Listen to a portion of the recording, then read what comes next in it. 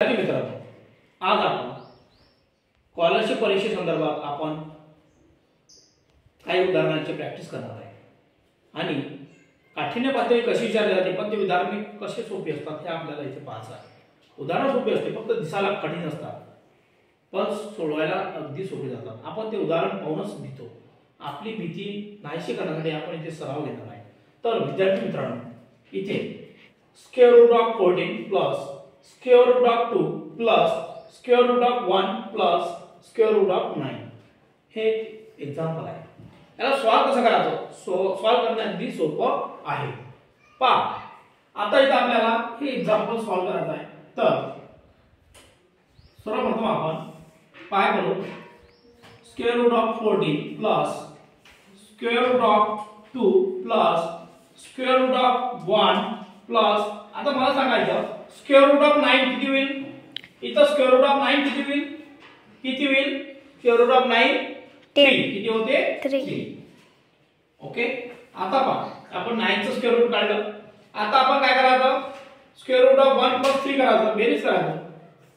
आता आपण square root of 14 plus square root of 2 plus, आता मला सांगा स्क्वेअर रूट ऑफ 1 प्लस 3 किती?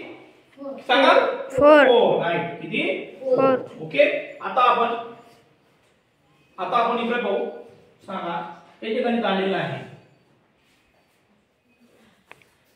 लक्ष द्या.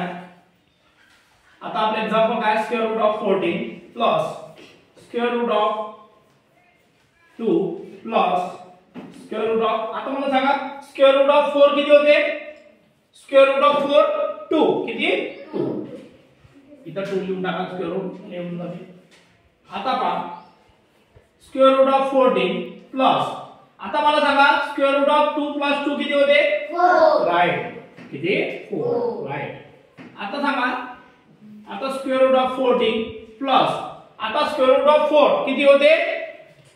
Square root of 4 2. राईट, 2. आता पहा, आता square root of 14 plus 2 16. Right, 16. Right, 16. आता मला सांगा स्क्वेअर रूट ऑफ 16, सांगा स्क्वेअर रूट ऑफ 16 किती होते? 4. राईट, किती? 4. आन्सर किती आहे? 4. किती सिंपल आहे. फक्त ते दिसायलाच आपल्याला कठीण जाते. आपण सॉल्व अगदी सोप्या रीतीने करू शकतो.